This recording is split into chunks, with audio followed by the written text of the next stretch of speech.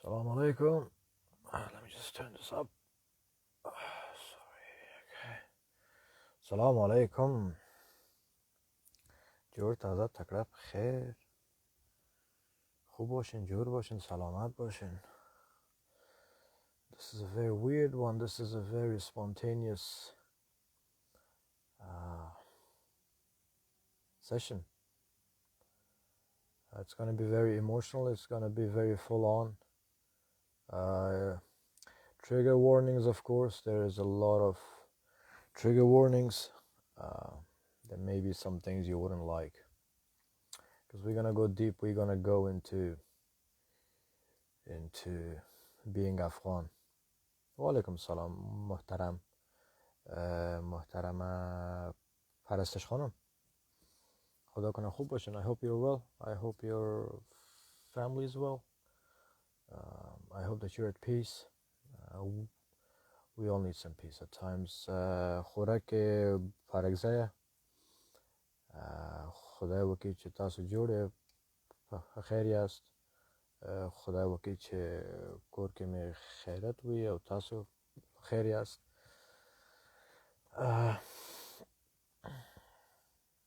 I don't know, this is gonna be really from the heart, and hopefully it'll reach the hearts of our people.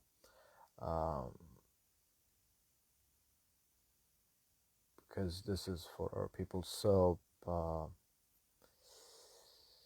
here we go. Shamal John is on. I'm gonna just bring her up.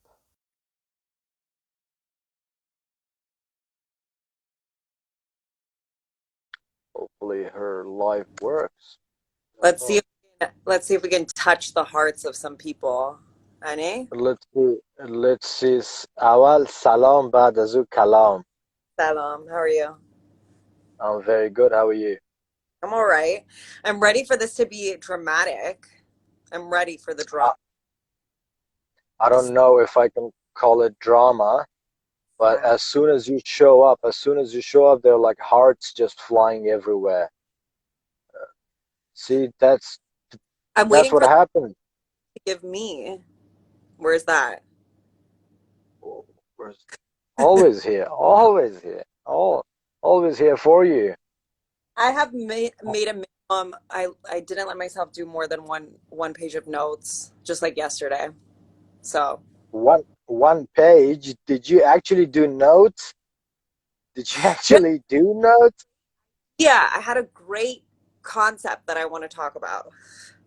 Beautiful. Of course, you always have great concepts that you want to talk about. And Sorry? Sitting in the car. Yeah, I told you as we spoke today about it. I'll be in my car because it's a bit late to be at home and just yelling and screaming and crying my heart out, or our hearts out. So how you been since 6 hours ago I spoke to you? Yeah, all right. Just getting ready for the new collection. I'm good. And we're gonna talk about that for sure at the end of this episode. For sure. I'm very excited. What? You have a lip ring in? Oh, yeah. I am lip ringing. So you need to off a little bit. Can't like turn the light to show it. You're always wearing some type of jewelry that I have to comment on. Fun. Well, I've got 2 snake bites, but you have snake bites. Of course you have snake bites. Yeah, of course I've got snake bites. I'm Afghan. I kiss the snakes only. Snake bites are nice. I debated getting them, but I didn't. Okay. Tell the people what you told me earlier today. Yeah, so let's just get into this whole thing. With starting from your live with diaspora passing, which happened last night for us all, obviously. And honestly, I made a big mistake. I think her her VPN just went off or something. No, She'll come back hopefully. I did. I was trying to lift the brightness. Okay, sorry. Okay. So what happened was that unfortunately I made the mistake, as usually your episodes hype me up, and I just love hearing the stories and the motivating concept of your program. I listened to it while I was at work, as I usually do, and this was a morning shift, and it depressed me. It depressed the fuck out of me. Uh, it depressed me to a point where I had to go and meditate while at work. Now, my meditation is different. I'm not as a worldly person to know meditations of the Eastern or Western or Greek or whatever. Please, that Yes. your meditation is better than everyone else's. Well, I can't really use the name Om or the technique of the the frequency of So yeah, my meditation is different, and I'm gonna quickly get into that. So this builds up the context a little bit. So uh, maybe hopefully most of the people who will listen to this or who are actually watching, they have already watched Diaspora Passing's latest live. If you haven't, you And yeah, if you haven't, it's a bit hard to relate to why there is so much for us to talk about so suddenly, spontaneously. and why it makes so Uh, much got depressed. exactly, because as you can see, I'm not a depressed guy, of course. Yeah, I'm not a depressed person, of course. None of us are. Afghans are not depressed, are we? Uh, so quickly getting into it, perhaps not perhaps, but certainly the topics and the stories and the memories which was shared during your episode, I have experienced them firsthand as well. Maybe not in similar circumstances, but We're maybe gonna talk. different location. Sorry, I cut you Sorry, off. We have to talk no, that's all about good. why it's similar. That's Yes, one of of. course we will. Yeah. Uh, because I will leave the Q&A for you, because I know you've got a lot to ask about that. So I'll probably leave that for you. Yes, Uh, this time I'm asking questions. thank you very much. For once, thank you. I'm honored. Thank you. Um, but the things that was spoken quickly, it was about the Kharijis, the foreigners in Afghanistan, and it was categorized in three parts, which was Afghans who were raised in countries like Pakistan and Iran or whatever, just inside the region. And then you've got the stereotypical diaspora, which was the Western countries, maybe, which was actually spoken about, and which always does, of course. And then the Kharijis, the foreigners, the non-Afghans who actually visited Afghanistan, and the whole story that we will talk about it tonight. But meditation-wise, I have to say this because this is very related to this topic tonight and what you guys spoke about and what we have all been speaking about for the last 2 months now. Today's in 2 hours for me. It's going to be 15th of October, so it's 2 months now. Take it as literature, take it as a story, take it as a motivational speech, take it as religion, even though I don't have the right, unfortunately, to talk about the religion or religious things, because you can see, unfortunately, you know. But Religion, that's how. religion is in the Sorry. heart. Religion is in the heart. It's not outside. Thank you There's very some. much. Thank you. I know if there was a woman prophet, first it was my mother, and then it was you, for sure. Uh, That's uh, blasphemy. well, as I said, unfortunately. Uh, so I'm gonna get into the real quick story, which is a hadith from the Prophet Muhammad sallallahu alaihi wasallam, and he talks about the end of the days, right? And he talks about the end, what will happen, and this is very specific about the angel Jibreel, Gabriel, right? So when we all know the trumpet or the Surah Israfil, the angel Israfil, when the trumpet is blown, everything is perished, everyone is gone, it's all done. Who remains? So God asks the angel of death, tell me who remains. And the angel of death says, my Lord, it's your beautiful face. It's Israfil, Mikhail, Jibrail, and me. We're the only ones left. And God orders the angel of death, says, take the soul of Mikhail. Okay. Then again, God asks, tell me, who else is left?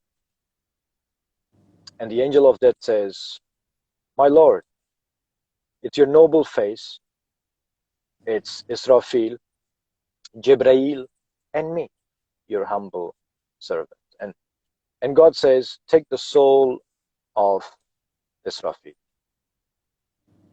And then the God again asks, tell me who's left. And the angel of death says, my Lord, it's you, Jibrail, and me. And God says, take the soul of Jibrail. And Jibrail, being God's perhaps the most beloved angel, dies prostrating in front of his God. Died. And then the God asks, who's left? And the angel of death says, my Lord, it's your noble face and me, your humble servant. And says, God says that die. Angel of death is the last creation which dies. And then God says, everything and everyone perishes and dies. Everything and everyone. Only the noble face of your Lord remains. And God asks himself, because obviously there's no one else. God asks himself, where are those people now? Now this is where I always go back to whenever I feel so emotional and I feel so depressed. I go back to this always. This very part. Where are those people? Where are those oppressors? Where are those emperors? Where are those kings? Where are those people who tortured the poor, who killed the innocent? Where are those people who took the rights away from the orphans? Where are you today? Everyone and everything will die and perish. Only the noble face of your Lord remains. Where are you today?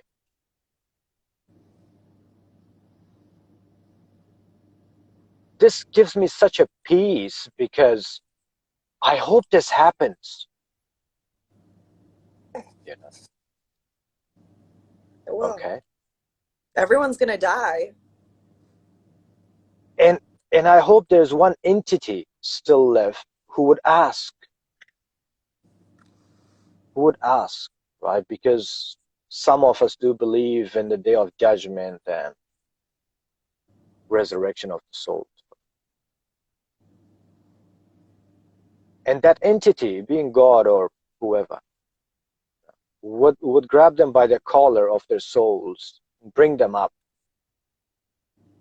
and ask them, who are you today? Did you think you will not end? Did you think you will not die? Did you think your life will just go on infinitely? You're immortals, right? So that's how I meditate, right? And that gives me inner peace to think that there is an end and there would be judgment, there would be justice served. Okay. But coming back to today and your live session, such atrocities happen underneath our own noses. Some of us enjoyed it as a party. Some of us made money out of it. Some of us became rock stars, you know. Exactly. Me being one of them, apparently, you know. This whole which I didn't even know about this term, but as recently I heard from you, this cob cobbly bubble or cobble bubble, whatever that is. I was in Kabul.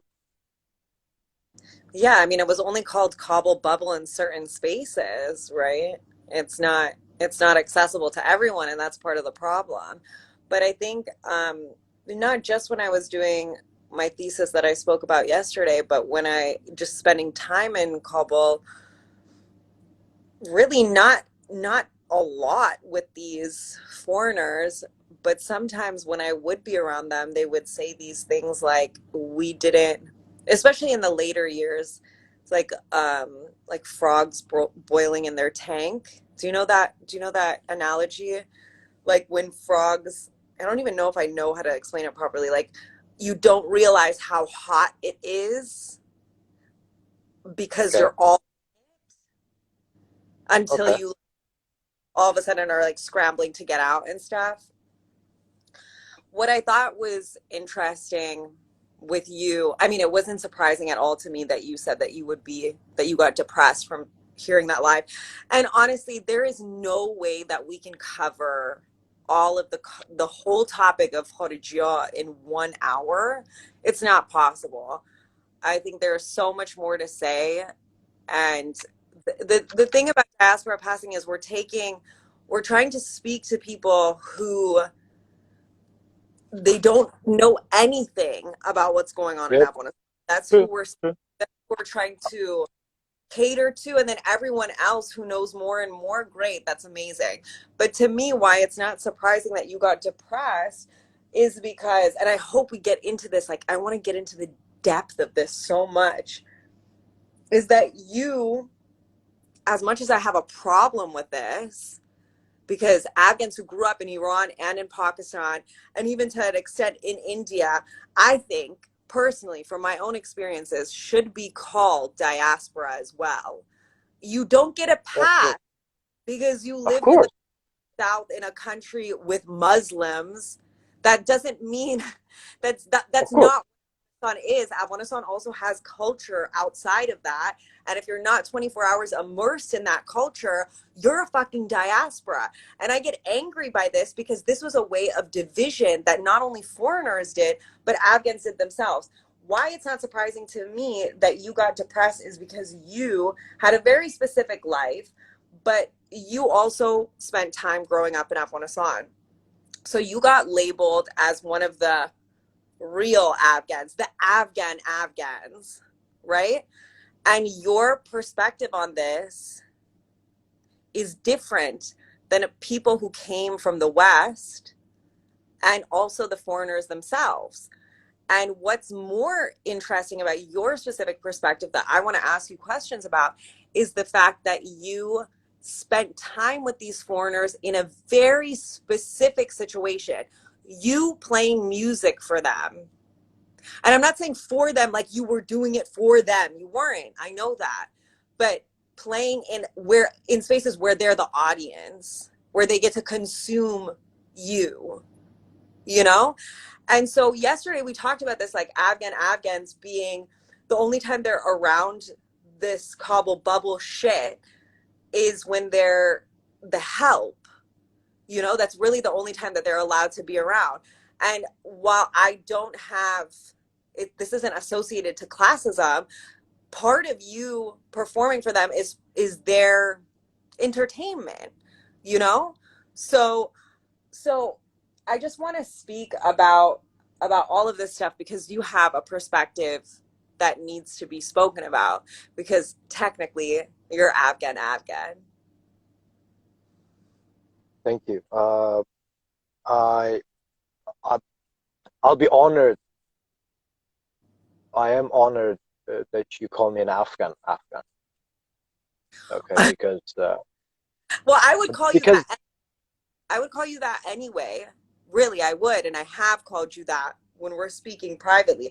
But that's the the point is also the division that happened because the foreigners were around. And I can talk about it on a more abstract level because I witnessed once I could see the people I was with being grouped as one side and then me being somewhere in the middle and then seeing how the because the division happened because of foreigners. We wouldn't have to classify ourselves like this, you know?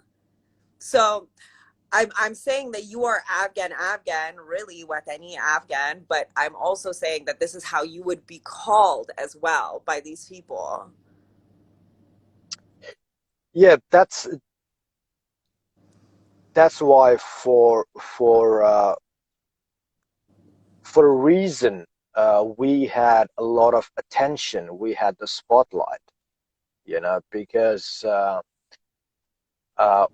we were sort of those exotic animals in a zoo, which they were like, oh, these are born and raised Afghans and they want to play metal.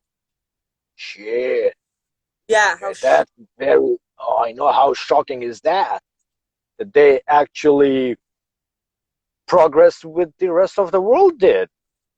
From the 60s and the 70s, blah, blah, the music just, so that's so what district and, sorry. so patronizing. Sorry, I cut you off. That's what the main ideology behind this whole initiative of a band, District Unknown. Personally, for me, that I was the front man, was that, hey, listen, okay, this 10 past years, Mujahid و Ikhwan al-Muslimin و Ashrar و Talib, this wasn't us. We were Thank you. we were more Fuck like, me. literally, for the lack of a better term, we were more progressive than most of our neighbors who are today apparently superpowers, my ass. Yeah. Okay? Yeah. That's a really big there's so much that I want to talk about that you're touching on. This is the problem is because the way that the foreigners who are outside of Afghanistan as well as inside the country, they see us as the other and everything is in relation to that other, right? So I would use my example and I wanted to speak about this just to hear what you have to say. When I did anything at all in Afghanistan, people, specifically foreigners, would claim it as theirs. So if I'm outspoken right now, a white man would say it's because I spent time in Russia and the US and then I went to university in Paris. That outspokenness doesn't get to be something that Afghanistan taught me, which in truthfulness, in my lived experience, I came to Afghanistan a kid. I didn't know shit. I learned everything that I am from being in the country. So no, a white man doesn't get to claim my outspokenness. The only reason why he thinks he can claim it, and oh, I'm just a hyphenated Afghan from the West, because things he sees in me is familiar to him because he's positioned Afghans as already something so opposite to him that anytime he sees something familiar, oh, that's from us. You learned that from us. No, I didn't. I was a weak willed, very insecure, uncomfortable human being living in the West, because I looked the way I did and I lived in spaces that didn't make me feel like that was great. All of the good shit that I see people trying to claim it as something Western, I learned in Afghanistan. And that frustrates me, and I don't want anyone's pity. Like, I'm over it. I'm way past all of this shit. I don't give a fuck at all. I proudly walk this world saying I'm Afghan, and if you think anything is great about me, it's because Afghanistan taught me, nowhere else. If there's something you don't like about me, it's because of the West. And that's the problem. It's just Wrong. don't even I give a tell you shit. what, you being outspoken, you being confident, any Afghan woman right now, from a 15-year-old to a 40-year-old woman, okay, Yeah, specifically yeah, women, being so yeah, outspoken, being so courageous, being so confident, and people are keep bringing this up, and our own Afghans are bringing this up, and this yeah. pisses me off. Mhm. Is that we're not the same as we used to be 20 years ago. No, no, dude, shut the fuck up. No, but Okay. why don't people remember that even though there was instability in the early 90s and there was chaos in the 80s and things like that, the Taliban only ruled for fucking what, 5 years? You can't delete the strength the women in my family literally passed to me through blood. You can't delete Exactly. 5 years. And you sure as hell can't delete all of the memories that everyone had before that, when Afghanistan was not perfect, but it was still more so in the hands of Afghans. Like, I tell that's, you, uh, I tell you two very short stories. Okay. I will start with the one very recent one, and this has to do everything with the culture of our people. Now, for this specific uh, topic, women, right? During Taliban regime, I have been in and out of Afghanistan. Okay, and if and people have seen this. Hopefully, they, and I know most of them are on this platform. They've seen this. Perhaps Kabul was different, but when you went to the provinces and the villages, regardless which one, trust me, regardless, I've been to Ghazni, I've been to Nangarhar. Okay, these two are on the different directions of Kabul, and the women just walked and wore what they wear today. yeah, Okay, now that's one thing about how they always were. Second thing, I tell you a story of probably early 70s. Okay, my mother's family, they come from Achigzai. Okay, Kandor, right? And their next door neighbors were Zazai, Paktia, which is my dad is from, and where we are Mangal, not Zazai. I have to say that that's just our thing. So now their neighbors had 7 sons, and when you have a lot of sons in Afghanistan, that's just something which you can explain more about it. Why are they considered a more dominant family? Because they've got more sons. And my mom's family, my uncles, they were 5 of them. Well, 4 of them were older, but one was younger. Anyway, so they had a fight between them. Now this is an intense, very intense situation because there are two Pashtun families fighting, and there's a lot of those uh, Pashtunwali code of warrior comes in. No one gets to go alive. And so my mom's uncle was involved, her cousins, and the other side's cousin, blah blah blah. So it was a shit show, just a total carnage on the street, right? And when it becomes to a point, now just imagine 70s. Now my grandmother, God bless her soul, she puts her chaudhary on her. Oh, she wore chaudhary even back then. That was her choice, okay?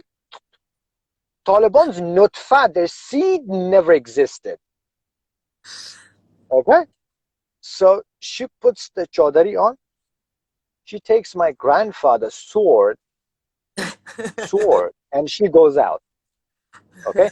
Now, do we really think that people coming onto social media being outspoken, or when there was like apparently freedom Afghanistan, free Afghanistan in this past 20 years, with jack shit, it wasn't. Uh, the women started to speak out, and we just got independent and we were free because And only women could. because the white man taught us how to be free. Yeah, we went from women carrying swords around and fighting to whatever the fuck we had in the past 20 years. And I'm not saying that the past 20 years wasn't a beautiful place for me to grow up. It was beautiful, but it could have been more beautiful. I'm not going to lie. I There's no. fucking hated it. I know. I can completely understand where you are coming from, and a lot of other people, and I can completely understand, and I agree. Why did you find it so beautiful? Obviously, uh, Well, it's but simple. for Really yes, simple. but It doesn't have to for do me, I just I never had a trauma from outside before that. with So it. so for me, it was just no. This is not what I knew of Afghanistan. This is Right. not the Afghanistan I was born in. You know, Right. And that was a turning point for me too, was when I started to get rid of the anger towards not belonging somewhere. When I got to Afghanistan and I found that this is where I belonged, then really, really badly the anger kicked in. I was a teenager too. So I mean, I've told you some of these stories. People would be worried that I would like hurt myself, like I would faint or something, because I was so angry at how much corruption there was and how much people didn't give a damn about their country at all. And I was so jealous that other people got to live other moments in time in Afghanistan that I would never get to live through. And it took a while to fix that feeling, because it was difficult. I heard stories from my parents, from family members, that wasn't exactly what was happening in Afghanistan when I lived there. And I can always go back to treasuring Afghanistan as a place to grow up and healing so many things at such a young age that I got to confront just by living in Kabul. I'm very thankful of that. I know I have a big privilege, but at the same time, I think it's fine for us to have demanded that we got something more reminiscent of an Afghanistan that we were talked to about and potentially even saw, depending on your age, it of course. it breaks your heart to have not seen it, not like it was ever perfect, like I've said, but a freer version of it. Look, I mean, what do we call? Where is the fundamental problem here? You know, what is the fundamental problem that we have? You want me to say it, don't you? Yes, of course.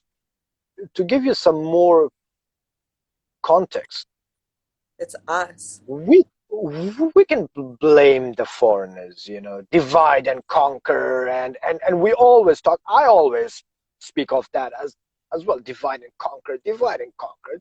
The most phenomenal tactic ever. Blah blah blah blah blah blah. It is. But It is.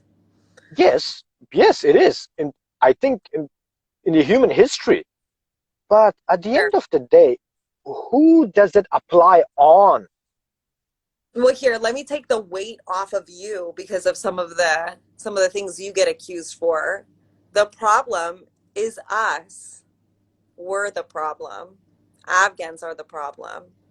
We allowed these things to happen. We participated in these things happening. When I was yelling at the corruption in the past 20 years, that directly affected my life and my family. It was other Afghans doing it. Yeah, we're not. like we're not living in some kind of under a rock. I can talk about how foreigners made things happen. I can talk about the communist situation and USSR and the Cold War. I can tell you all of the reasons that things happened, but it wouldn't have been able to happen if we had standed firm and been like, fuck that, I'm not selling out my country. How many millions of dollars was made just in the past 20 years from, like I said yesterday, not only did foreigners take food out of an Afghan's mouth, so did Afghans.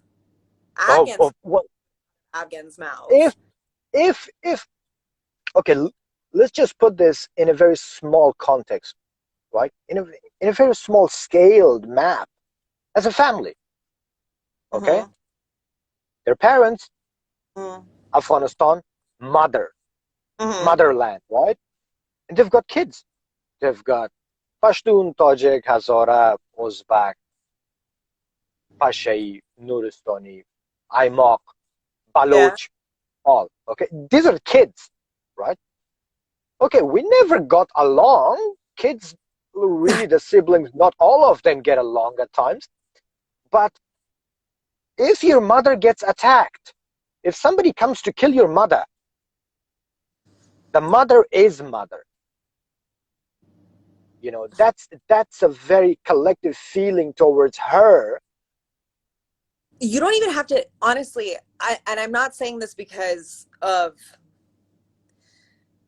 it's just more difficult when you divide it up like ethnicity, and I would rather keep it as it became an individualistic thing. I would like to theorize that I always talk to you about victimization and how the Afghans have so many problems with victimizations because when they have swallowed this narrative that they're the victim of their history and they're the victim of their reality, they don't take any accountability to actually fix what's happening. What I also see is that has different ways of manifesting, right? Like there is victimization that comes in the form of diaspora poems. I never got to see my homeland. I die for it. Where is home? Or something dramatic like that. But there's also another strain of that, which is people throwing their own people under the bus, selling out their own people, not just their own land, because of fear of being the victim. They didn't have food at one point, so now they have to amass all this fucking food and keep it, or money, or hoarding things. One of the biggest, I used to have a lot of, we as a family used to have really big conversations about this around the Desarjon, just being like, what exactly is the mentality of all of us and how are we going to save this country? This was very openly something we would talk about every fucking night. And one thing that my dad would always say was how he saw people who had lived through a lot of instability hoard on a level that is like, you have a trauma and we need to fix that, right? Like they have never seen 20 bananas all at once, so they actually go out of their way, eat 6 7 8 and throw up because they think that they're never going to see that again. I've seen this with my own eyes and it's heartbreaking because you know where it's coming from. But people did that with money, people did that with land, people did that with all types of resources of Afghanistan. And while we can sit and now in hindsight be like, it was because of this and because of that, it doesn't forgive them. And again, if we don't actually confront that these things happen, how the fuck are we supposed to fix this country if people are too busy being, oh, I'm so mesquite, I can't do anything, it's all, I'm the fucking victim. There's so much. Individual traumas, individual grudges, Yeah. as I think we spoke today about it. This takes a very center role in what is happening and what has been happening for the past 60 years. Yeah. Individual grudges. And that has been Like you can't fucking hate communism and socialism just because you had a bunch of fucking capitalist family members. It's ridiculous. All you're doing is feeding into the same stories. This is another huge problem because not only do we steal shit from our fellow Watandors' mouth and not let them eat, but we also participate in these fucked up narratives that the West has created. We continue it. We talk about it. I have heard so many people in the West make themselves out to sound like they grew up in some kind of fucking village in Afghanistan, no access to running water.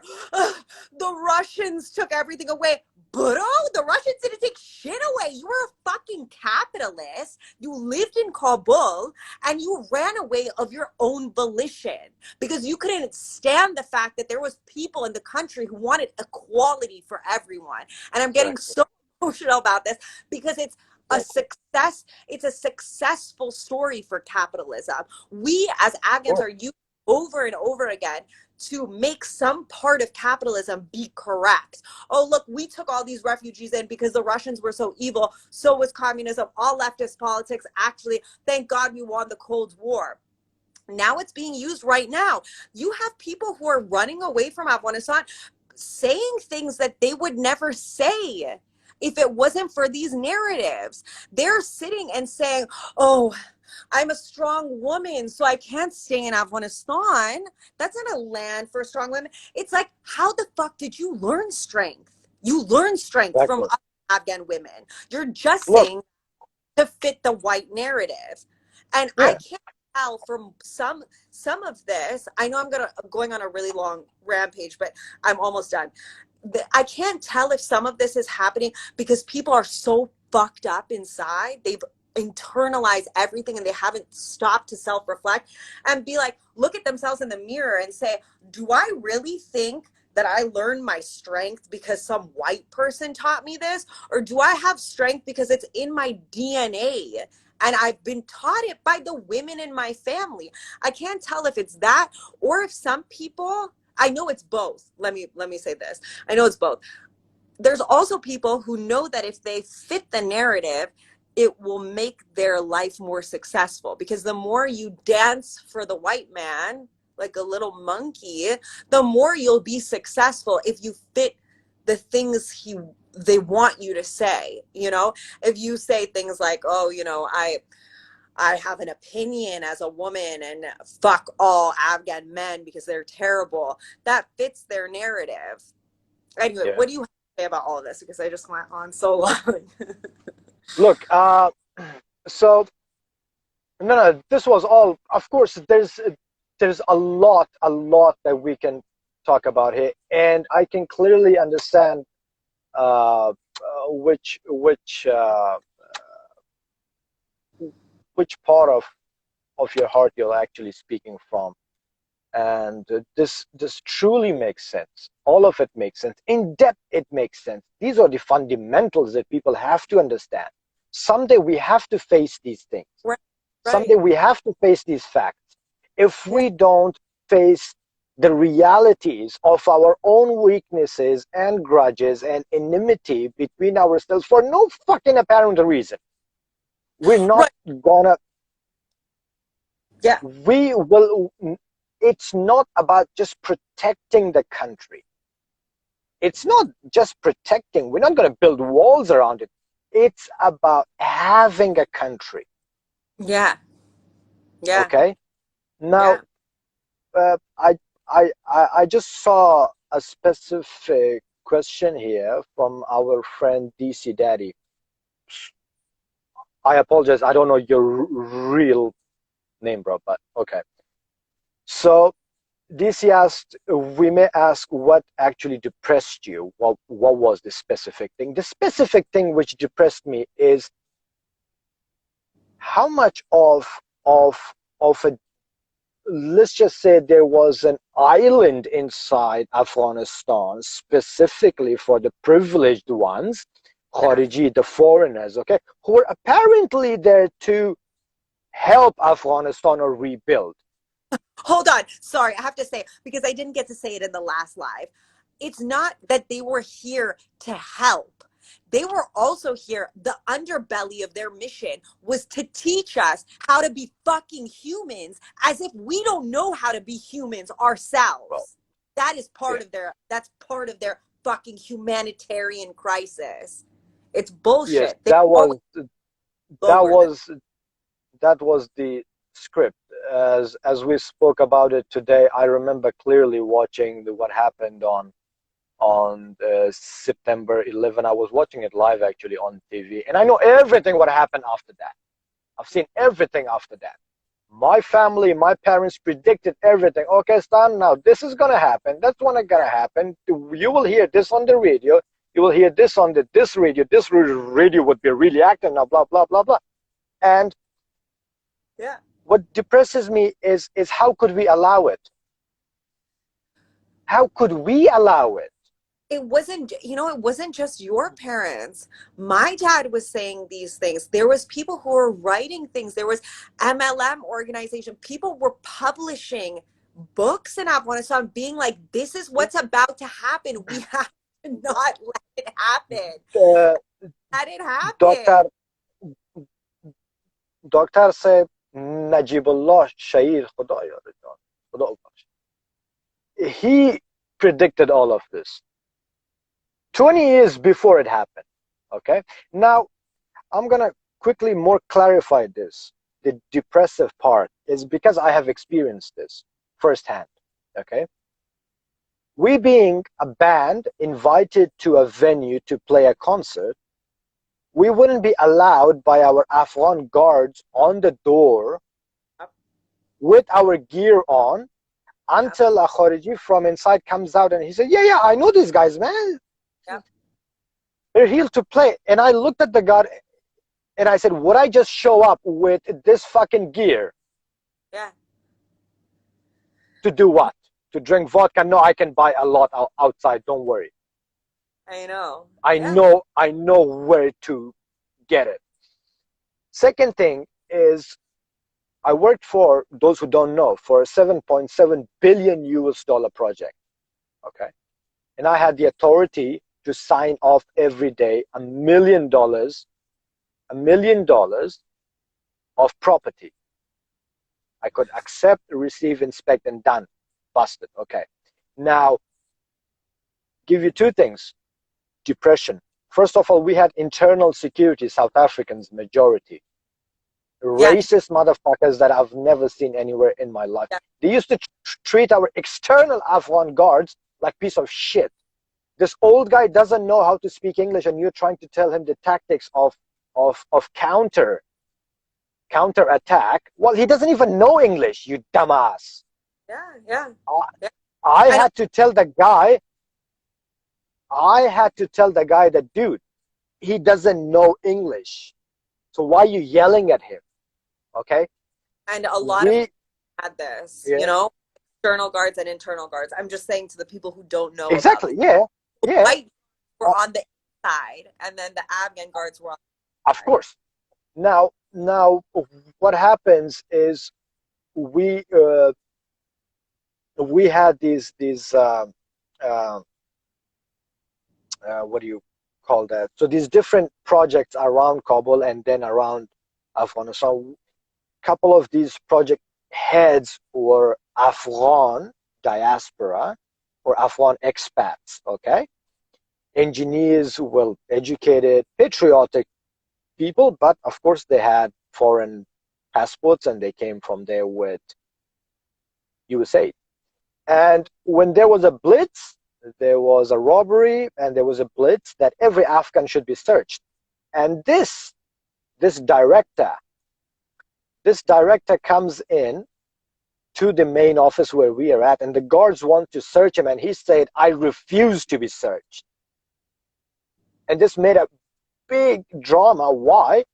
And he said, I'm proud to be Afghan, of course. But you're Kharijis, you're Americans and Canadians work under me. You don't body search them, but you body search me because I'm Afghan. Good for him. While I'm their boss. Yeah, good for him. I'm the director. I refuse to do this. I will not accept this. Right? Beautiful. Yeah. When the Kabul police back then, the chief was Haktewal, and he did a blitz. He did a blitz on all this private security without licenses, Mm. and these South Africans were hiding like rats. And I was like, why are they hiding again? Well, something tells me they're not supposed to be armed then. They're not even supposed to be out here doing security, because why are they hiding? Right. You know, but you can bully our old people who's just there, who bought his own, who had to buy his own weapon, Mm. had to buy it so he could get a job for $150 a month. Well, see, Okay. that's the thing that me and you were talking about with the lack of dignity afforded to people. And as much as the diaspora can look and talk like a white person, the whole process of immigration and leaving their homeland is losing it. You lose your dignity. And I think that's like one of the biggest things that breaks an Afghan, because everything can be done by an Afghan if they have their backbone and if they have their honor and their pride in being Afghan. But then again, It's the again, least. again, where is the humanity in all this? Why Well, do we have so many? Yeah, this dignity shit happens in Afghanistan too. The losing your yeah, dignity, is that older man of who's course. getting shit. It's, while it might not bruise him at the same level that, constantly being called a terrorist does in fucking France or wherever, it's still a loss of humanity, and to go into what you're about to say, I think the loss of humanity and not healing that loss of humanity for Afghans has been the biggest reason why so much of this has happened. You know? Exactly. Just like the poster or the flyer. This session had nothing to do with romance. Okay. I mean, that It's whole die for your poem. country, drown in love for your country. That's what we're talking That's about. it. That's it. Get drowned in love. Just freaking kill yourself. Just Yeah, die for your people. You yeah, know, that story I told you the other day, that old person was planting an olive tree, and then Khalif walks by. This Khalif walks by with it is all wisdom. yeah, That moment he went blank, and he asked the old man, hey, old man, why are you planting this olive tree? You will not see it like grow up. You will yeah, not get anything out of it. And he said, I'm not doing it for me. I'm doing it for the future. So yeah, they could get the olives from it, because somebody planted the olive trees that is today for me, yeah, yeah. right? Now, what is the worth of everyone talking, everyone posting pictures and this and that and this and that and blah blah blah blah blah blah? Doesn't happen. It doesn't work. Okay, none of this will work. Yeah, I'm sorry. None of these protests mean anything. Okay, none of these updated news. You just copy news from freaking all these sources and you just put it in some other slide, which I've just learned how to do it. So it doesn't really work, man. You know, it will not do anything. There is a Go be a Pashtun and go sit with your Hazara and talk about his traumas. Go sit with your own Pashtun and talk about your own traumas. Unless you don't learn to love yourself as a family, this will keep going on. This yeah, Talib is just one of thousands of variations that will come. right. These Ashrar is one of thousands that will come. Now you've got something called Khorasan, whatever. This will keep happening if you don't stand up for yourself. Just stand up for yourself. that's why I have such a problem with the graveyard of empires myth, right? Because it lets us hide behind this thing. Why do these empires keep trying to take us over? It's not just because we're situated in a geopolitically rich situation and we have resources and stuff. It's the same thing is going to keep happening. It's going to be a repetition of history over and over again until we finally fight it once and for all, because the Taliban does things that are very similar to what the Americans did in the past 20 years. And there are things Of that the course. did that other people in the past have done too, and we're going to just keep repeating it. I always think that the end of this is like it happened in Rwanda. We literally can do it. If we could just sit with each other, and I don't even mean different ethnic groups, I mean every variation of Afghan, from the Watan Furosh idiotic diaspora who came and made $6.7 million in Afghanistan and took it all back to the American economy, from that person all the way to these older men who were guards. If all of us could just sit in a fucking room together and listen to each other's pain, all of it, look into each other's eyes, I don't cry. see. I'm sorry. I'm sorry. I don't see pain in somebody coming from California and making $7 million in Afghanistan. I'll tell you why. There's, I would never yeah, defend these people. I would never defend these people in any other situation. But I know that you have to hate yourself so badly to be able to hate your people to that level, to steal from them. beautifully said. Beautifully said.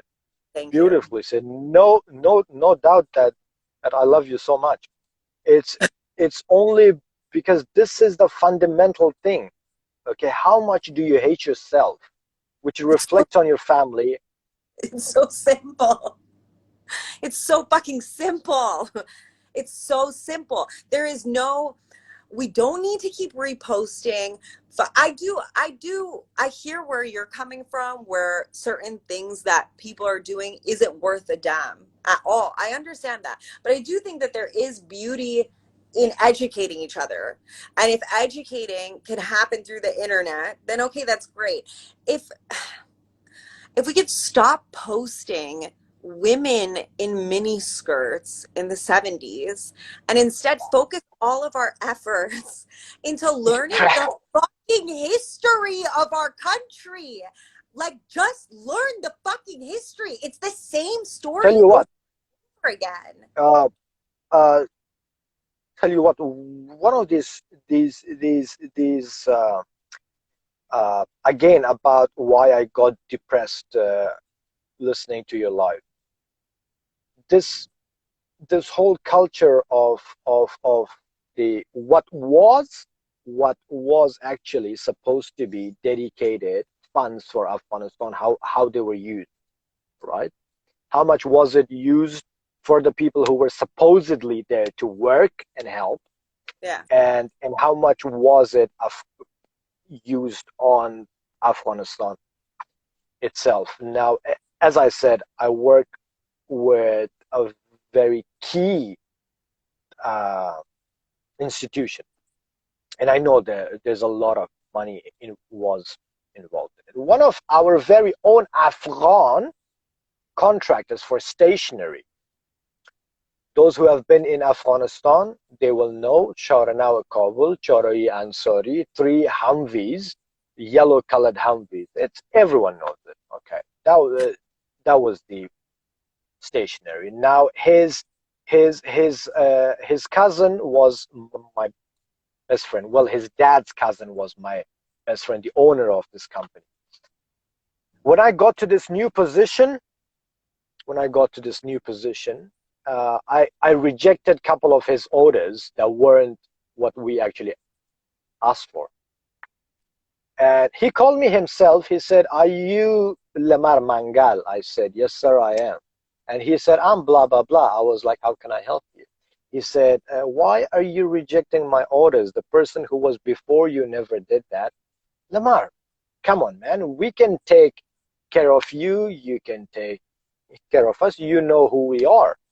And And I was like, thank you very much that you didn't threaten me, but you offered me gift. Okay, I said, thank you very much that you first offered me gift instead of threatening me. I said, go ask your dad's cousin who is Lamar Manga. First off. Second, if I accept your bad order, my God will hang me. And my God lives in my home. That's my dad.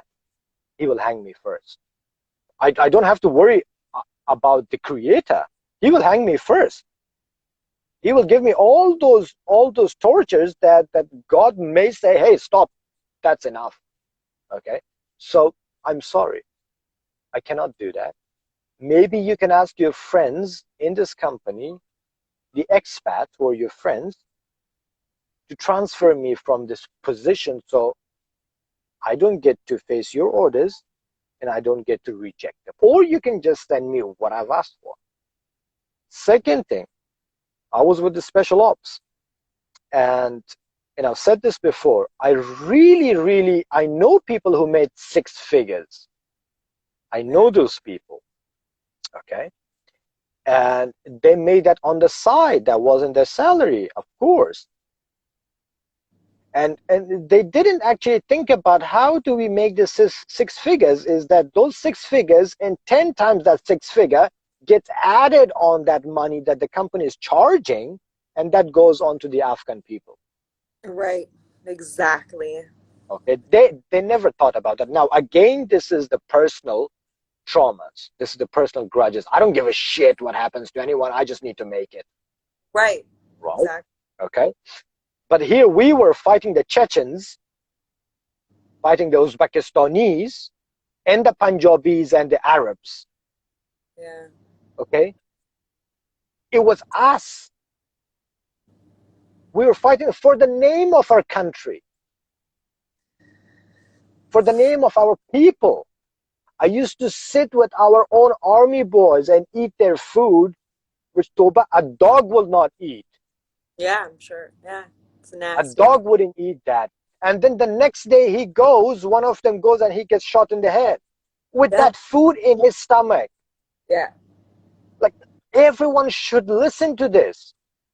Yeah. Put your brother in his spot. Put your father in his spot. Put your kid. How that person, $100, $150 a month, which they didn't even receive in 6 months, that didn't do anything for their families. Right. Okay, who they were fighting for?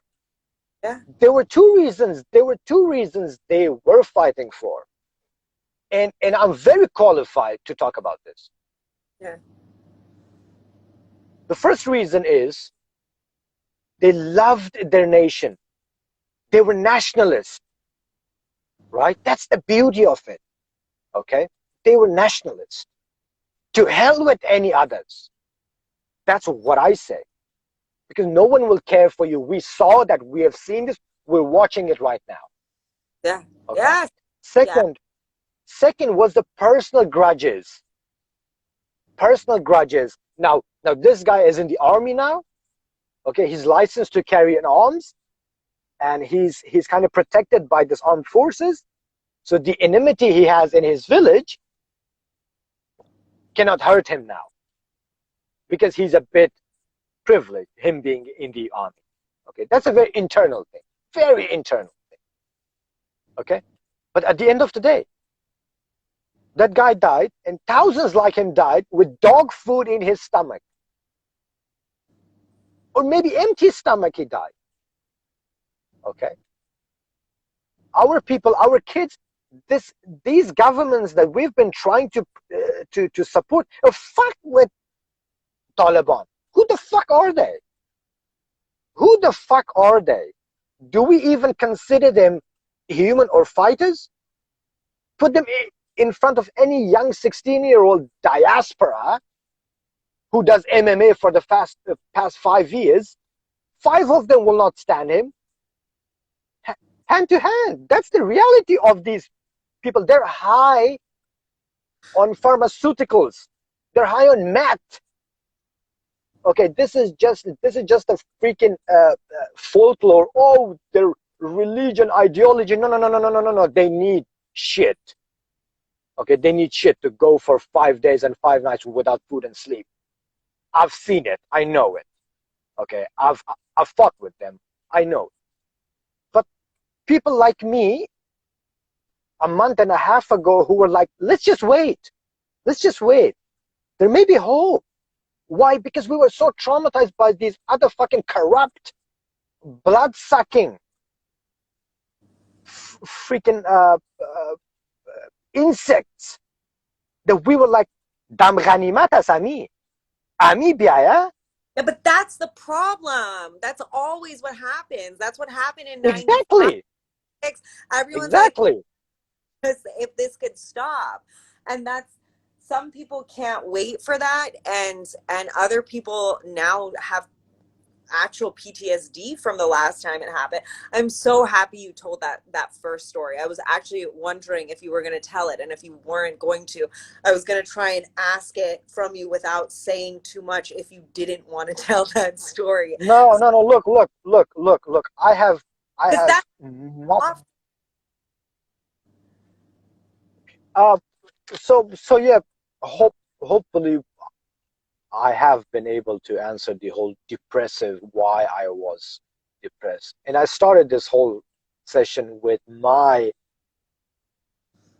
meditation that I do is I look for I just sit with my creator, with my father's father, you know, our father. That's how I see it. I just sit with him and I just talk to him. Okay, that's how I do it. And what made me depressed, I hope that I've been able to explain that, is the atrocities which has happened in Afghanistan, not just by extremists or terrorists, but by the people who were actually supposed to be there helping. Okay, there was more parties, there was more money made. No contract went to a non-American company. I know this for sure. No contract. Every contract was 10 times subcontracted. I know that for sure. At the end of the day, there was billions of dollars that came into the country. Trillion, Billion. trillion. There's still millions of children who are gonna die, God forbid, but it's Of gonna happen course. And of and hunger. and and and at the end of the day, why are we here talking about it? Is remember and realize this is gonna happen again. Are we Right, gonna let it happen? right. And what is the solution? To understand each other, to come together, be as a family, be as a nation. Let's not allow this anymore. Let's die for it. Who the fuck cares? You know, you're gonna die anyways, any day. Yeah, Don't eat. Don't eat. Share it with your people. yeah. You're not gonna die. Just eat half of the pizza. Just eat half of your sushi. Whatever you eat. Yeah, just do it half for fuck's sake, or just don't talk about it then. Don't talk about it. If you can't do that, then if I This is can't do that, then I don't have the right. this is because I know who's listening to us, and I know that there's different people with different levels of understanding. If at some point we're going to have to accept the fact, if you haven't accepted it already, being Afghan is really intense. It's a very intense lineage that we've been given. And you're going to have to go a little bit more than the superficial that you've become accustomed to, whether it's watching the whites in Afghanistan, because a lot of Afghans fell for that shit, as well as Afghans outside of Afghanistan. It's not just about posting and screaming at the top of your lungs in a live like I'm doing. It's more than that. You have to actually, that is the thing that I'm trying to say. The honor that makes an Afghan, you have to fucking take that on and live by Let that. me let me give you a hint. Uh, I haven't watched it, and I will not watch it, and I refuse to watch it. So what is it? I've I've heard about this sort of a soap opera shit. This new series called what? United States of what? Al? Lamad, wait a What? What? second. Wait a What? second.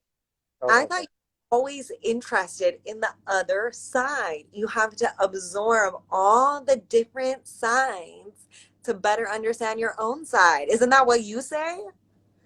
Well, I have watched the trailer and I know exactly what it is.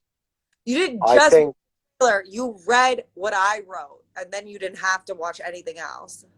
Isn't that right? oh, that, yes, yes, of course, of course. But go read what Shamail Arigak from Koy Qafe Badakhshan actually wrote. And of course, no one can top that. That's a very educated take on it.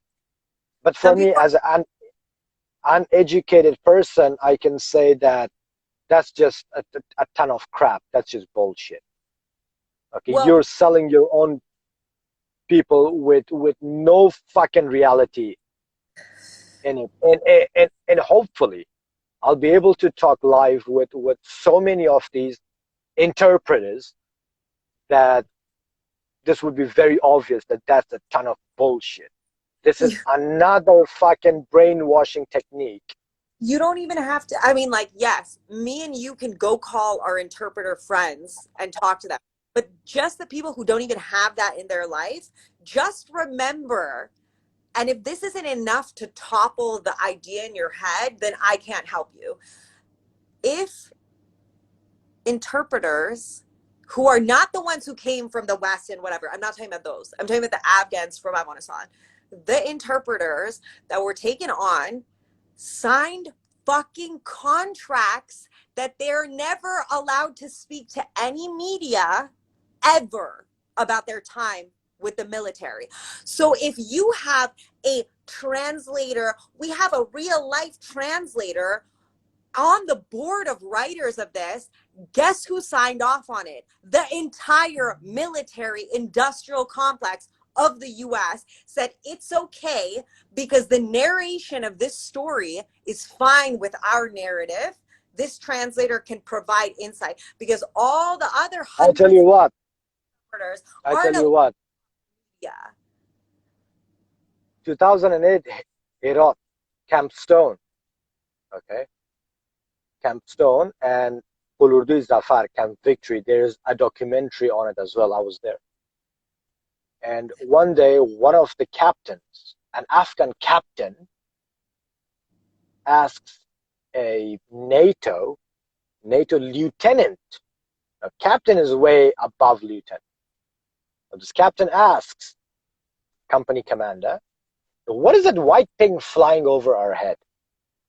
This captain is almost 50-year old. He knows. He probably knows that if that lieutenant walks, which side of his ass cheek would move. He knows that by experience. He's seen more war and combat than that lieutenant will ever see. But he asks him, "What is that thing?" He asked me to ask him, uh, Mangal Seb, could you ask him what is that thing flying over our head? And I asked the guy. I said, "Bro, what is that thing, man?" And he said, "We can't tell him. We can't tell him, but I'll tell you, it's a drone." I directly went to this guy, like I turned my face and I said, "Sir, it's a drone. It's a it's auto-piloted kind of aerial device." And he was like, "Yeah, yeah, yeah, yeah.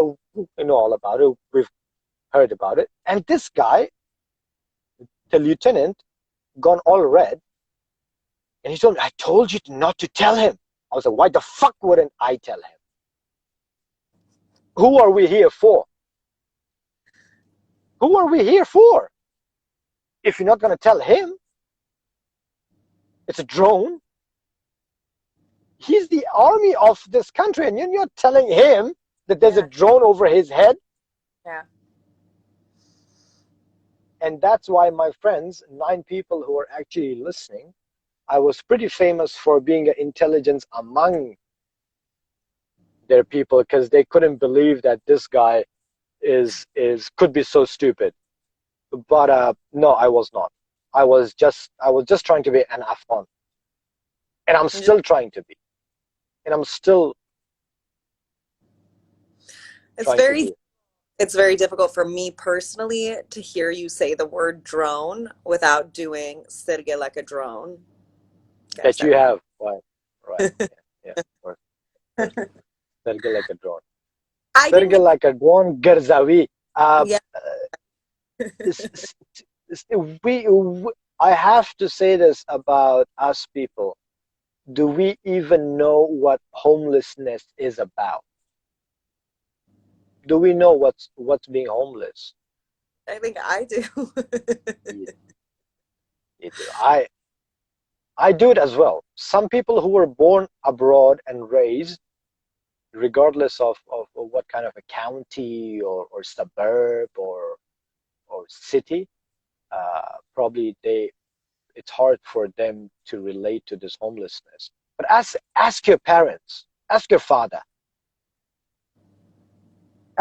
how did you feel when you got here, when there was no one here who knew your language, who knew your culture, who knew your behavior, who knew your habits, who knew even your slang or the way you joked with people. They didn't know. Yeah. Okay. Yeah, ask your parents, like, how did you even struggle, or how did you navigate through something that you knew and they didn't tell you, they didn't teach you this, because for you to be safe and protected and learn how to live and grow up is that we can never be accepted where we are. Right. Forget about it. You can Forget never. about it. Never, never ever you will be accepted. How many times you being born, grew up, educated, having mastery in whatever principle, and then you go for a job interview and somebody asks you, okay, so where you from? I'm American. No. Like, actually, what's your background? Would you ask that to a white person? What's your background? No, you will never do that. No, And and and and and when you were asked, no, like, actually, what's your background? When you said, oh, my parents were born in Afghanistan, but I was born here. When you went home, did you contemplate on this thing? yeah. Did you actually think about it? What did you say? Did you feel like shit by saying that? Because you that disconnect is really big. I mean, I'm at a point where I've been sitting because of something I'm working on, sitting a lot with it's so wild. There's the repetition of history. I was sitting with this thought like 2 days ago. I was writing about something about my grandpa. My dad's dad was a really, really big nationalist, very, very patriotic. God bless his soul. God bless his soul. And I was when I lived in Kabul, he had passed away already, and I took his room, right? So I had this connection with him because we shared the same room. And I was thinking about how wild it was because he wanted to die in his country, which even at a young age, I found that very normal. That made sense to me that you want to die in your country. And I've been outside of Afghanistan 3 years, 4 years, whereas he was out of it for 30 plus years. And I sat and I started crying because the pain that I feel not being back in Afghanistan for 3 years, imagining someone who grew up there and lived all of his life there and then had to leave as an adult and spend 3 decades outside of it and then came back to die in the country because he loved it so much and there was finally enough of a stability that he could come. It's like, shit, this is what it means to be Afghan, but it doesn't mean that this is what it has to always mean to be Afghan. We don't, hopefully my grandkids won't be having the same dilemma. I I tell really you hope. what, I have seen, I've seen our army, our Afghan Air Force pilots were trained under my dad selling paneer in Pakistan, Peshawar, right? selling paneer. Now it's not a shop. It's not even a stall. He has a little table outside a shop with Right. we call tabang, a big freaking big plate, and he's got cheese on it. Beautiful young man that I still remember. I was a kid, and I looked at him, and my dad said that he was one of my students in the Air Force Academy, and this guy looked like a fighter pilot, right? And he's selling paneer, okay? And months go on, Pakistanis fight with him, right? And they call him Majera. Would I ever forget this? No. Sanctioned Pakistan doesn't do shit. Okay? It will not do shit. This is way over your head, my man. This is way over our head. Right. Pakistan and countries like that are so protected. Yeah. It goes so deep that we are nothing to start a hashtag for them and it will Right. happen. Bullshit. Right. Go deep down in yourself with your people, make your own people, make your family strong. Stand as a family. Only then you can fuck these people up. In all these countries who have been against us. All Yeah. these powers, all these nations, all these cultures. Because I have thousands of these bad memories that I couldn't really help myself, and I commented on your post that it's been so traumatic that for some fucked up reason my mind just blocked it. Maybe it was just too much for me. Maybe I'm losing my mind. And I'm holding your hand virtually. Thank you, thank you, thank you. And as I said, our young men, like my father, like your father, like hundreds and thousands of beautiful young men, were pushed away from their beautiful land. Our beautiful nationalistic people were pushed away for these narratives, which is still being played today. And those people had to live the life of a slave. Just imagine them. They didn't go to universities. Yeah. They didn't go to all these high schools. No. They didn't live the all American life and Hollywood and California, fucking this and that. And now you being their kids, and I guarantee you in your father's heart, it's the same thing that, dude, United States of Al is a ton of shit. My child, you've gone wrong. But they can't tell you. Because like me, they have been blocked. They are traumatized. Yeah. Okay, those people who lived their lives in Afghanistan, in a beautiful Afghanistan, maybe poor. Okay, they studied school, they went to universities, they went to army academies, they graduated with a hope, and then they were thrown out into this fucking wild world of West to be dishwashers and security guards and this and that. Yep. Huh? Yeah, exactly. There was my uncle worked for. He was one of the. Uh, I'm not gonna go into details, but he worked for the intelligence, and he was a man of man. He was an Afghan, right? He was a man. Like you will see his face today, his eyes, and you can understand that how much pride he has. And he became a security guard in a pump station Yeah. Yeah. because his his own people failed him, and then his own children failed him because his children became so brainwashed and so carried away in his grind and in glitter of this fucking West. Yeah. That Just was some. imagine that person during the 80s and 70s. Kakagish, Yeah. feel bolana mekar, feel, Yeah. right? Yeah. Makbulisha. And he became a security guard in a pump station. Just imagine his pain. We have no fucking pain. We don't have the right to talk on the internet, posting photos. Oh, we're going to protest about this. No, dude. Lamar, one thing that would happen a lot for me as once I started to live in Kabul and spend time watching, ever since 2001, I got old enough to actually be conscious because I was young when 2001 9/11 happened. And I would I was a see, teenager. yeah, I was 8, 9. So Whee! yeah, when I used to see, like, at the supermarket, my dad had such a strong aura and such a presence in everywhere that he went. People would always ask him, where is he from? They would also ask him, like, when's the new album coming out? Because they would think he was some kind of Like a rock musician. star. Yeah. But people would ask him where he was from.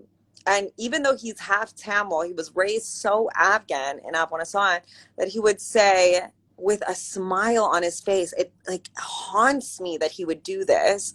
The smile on his face, he'd say, what's the most famous country in the world right now? And sometimes people would say Afghanistan. And he'd be like, exactly, I'm from Afghanistan.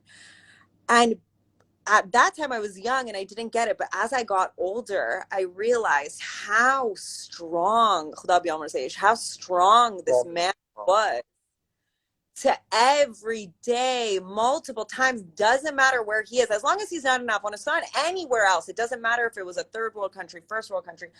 Where are you from? Talk to us about this place. And he had to stand firm in pride that I'm from Afghanistan and it's not the way you think it is. And I'm proud to be this. And now I only have, 2 decades of this under my belt. And sometimes it gets really fucking hard. I got into a taxi the other day and the man immediately asked me where I was from. And I said, Afghanistan. And he said, oh, I'm sure you can't wear the clothes that you're wearing right now in Afghanistan. He was from Morocco. And I was like, not wearing anything that crazy. I was wearing pretty, like, kind of like capri pants and a t-shirt. And I was like, if it hadn't been for Arabs, I could have worn this very easily in Afghanistan. But you like, know, that feels a type of way, and you have to do it over and over again. And to see some of these men, whether it's your uncle or my dad or your dad, I've heard stories about him just having to continuously stand up and be like, no, I'm fucking so proud to be Afghan. You can't make that go away. That in and of itself is a fucking feat. That's what we need to strive for, because their pain, we didn't even get all of that pain. So how the no, fuck are we supposed to give up right now? How would we do exactly. that? Exactly, exactly. You know what? I don't know, uh, I'm really thankful that you accepted my request to to just pour out my heart Yeah. here, and no doubt that everything that you said on your session last night and tonight, it just connects so deeply. And I know with a lot of people, only if they could just rip out that cover of, hey, we need to survive here. This is our life. Still, no, this is not your life. This is not your home. It's never gonna be. So forget it. Just forget it. Uh, if they could do that, I think it will be really, really, really more uh, easily accessible for them to reach their heart with what you have said.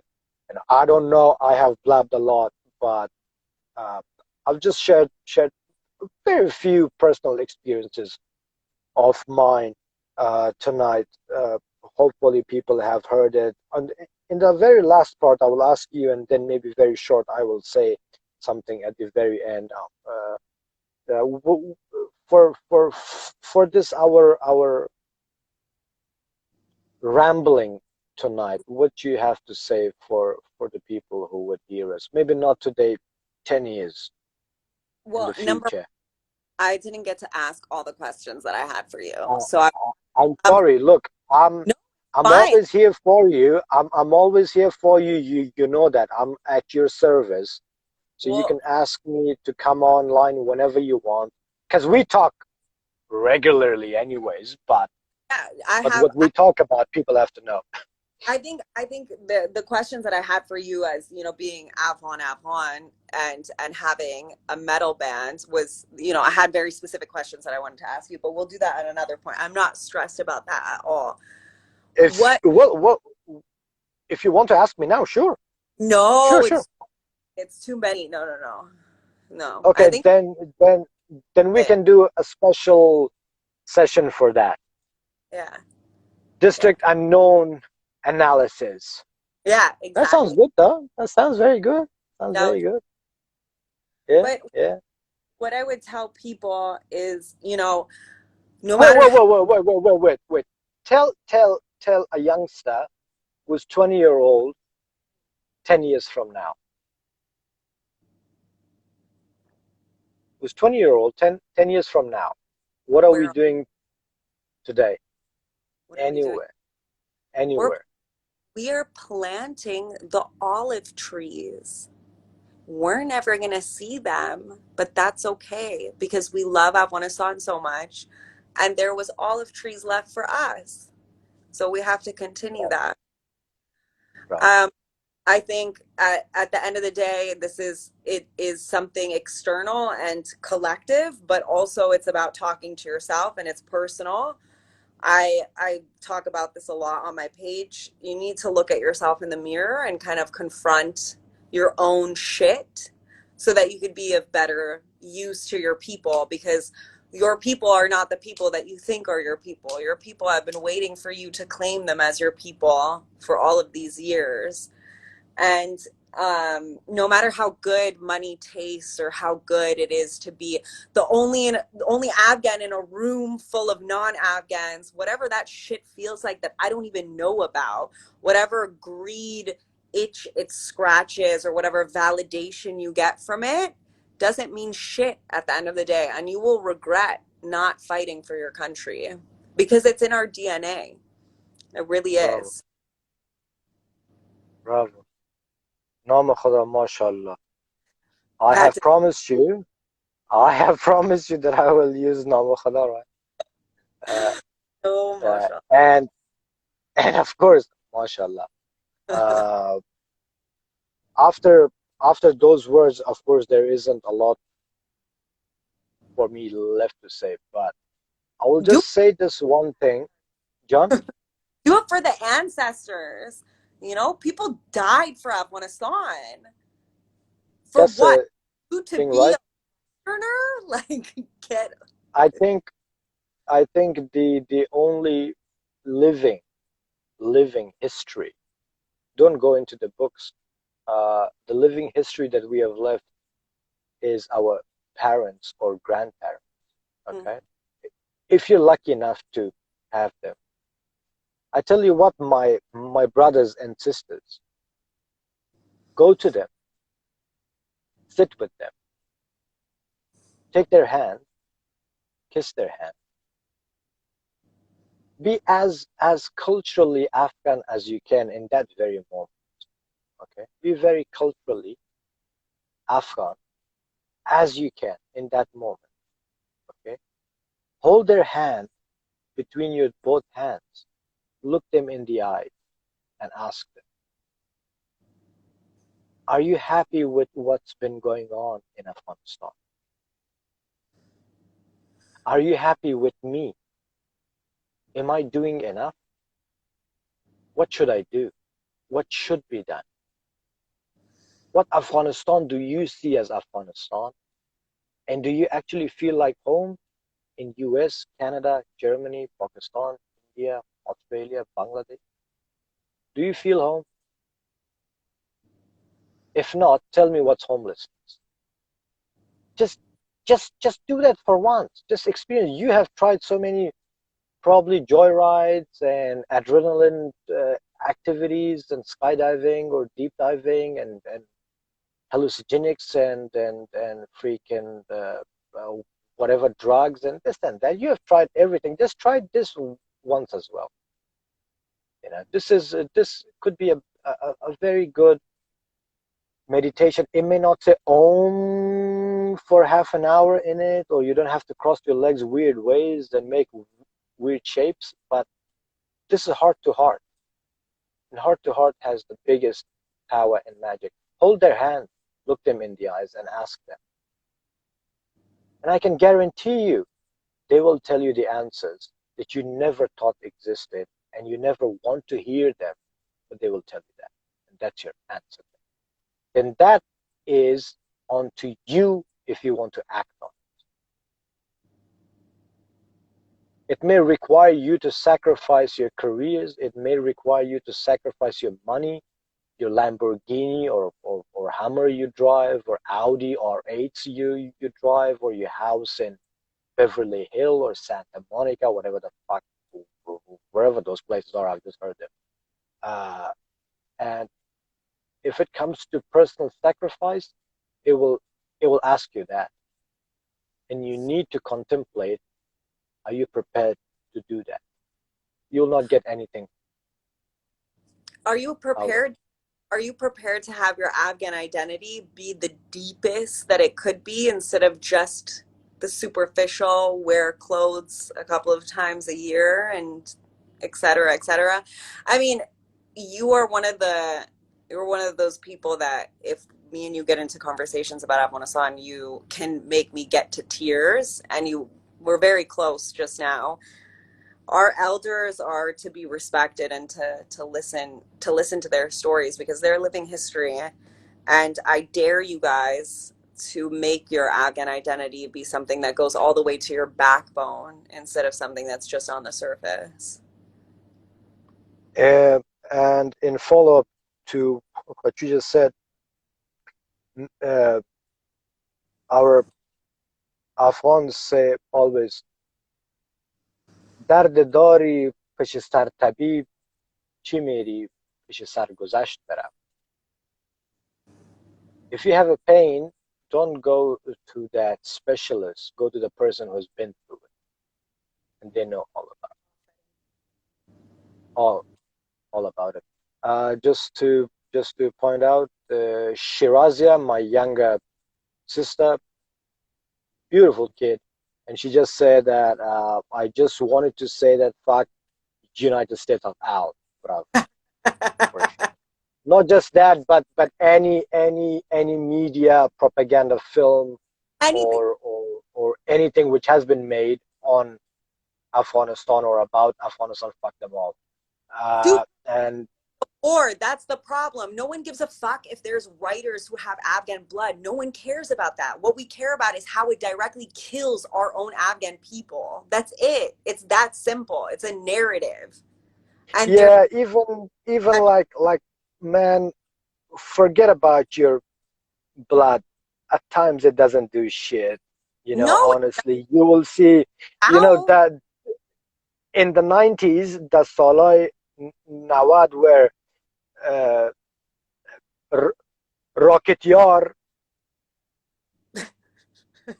For fuck's sake, now this just brings it more out of me. Why are people supporting the last government or this government or any other government in the past 30 years, which this cunt could just freely walk?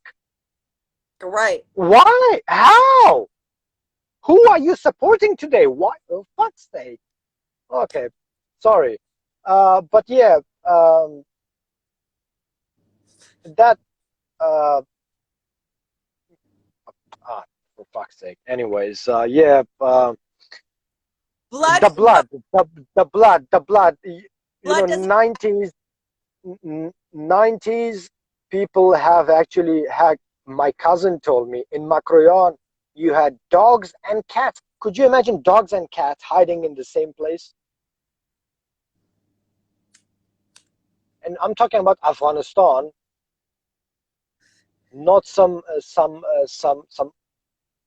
luxury uh, uh, suburb in West where they pet the cats and dogs so they could play together. These are wild cats and dogs in the street. How bad do you think the situation was? The cats and a dog could hide in the same place for their lives. yeah. It's like Reminds me, it reminds me of one more story. I'll make it very short. Suleiman. Now, again, take it as literature. You know, Suleiman, the prophet of God, with his army, he was going to another place for delegation or war. On his way, he stopped. He heard a voice, a prayer, and he looked down. There was an ant on his back, looking at the sky and praying. Now, Suleiman alayhi salam, the father of David, uh, son of, sorry, he knew the language of the animals, and he stopped his whole army, and he said, "Listen to this creature. Listen to this creature, and this creature will save the whole humanity. Listen to the dua, the prayer that that creature is making." And that ant was on its back, looking at the sky and praying, saying, "Oh my Lord, oh my Lord, I am a creation of your creation. Oh my Lord, I'm a creation of your creation. I'm not free. I'm not free of your will. You feed me." Okay. And Suleiman, being a prophet, told his army to listen to this prayer of this creature, and we need to pray the same. This creature is going to save the humanity. An ant, look at it as a spiritual way. Spiritual way. If anything comes out of your heart, it has an effect. So make sure your heart is true. First, blame yourself, confront yourself, look at yourself, contemplate whatever dirt and nastiness and grudges you have with yourself. I have it as well. We all have. And then be pure, and then ask for it. شامل جان قند نازنین بلنگیگک من Thanks. هریگک قوی قاف. Thank you very much for your time, Oh, as thank. always. This was this was really nice. I hope that our friends have listened to this. I'm illiterate.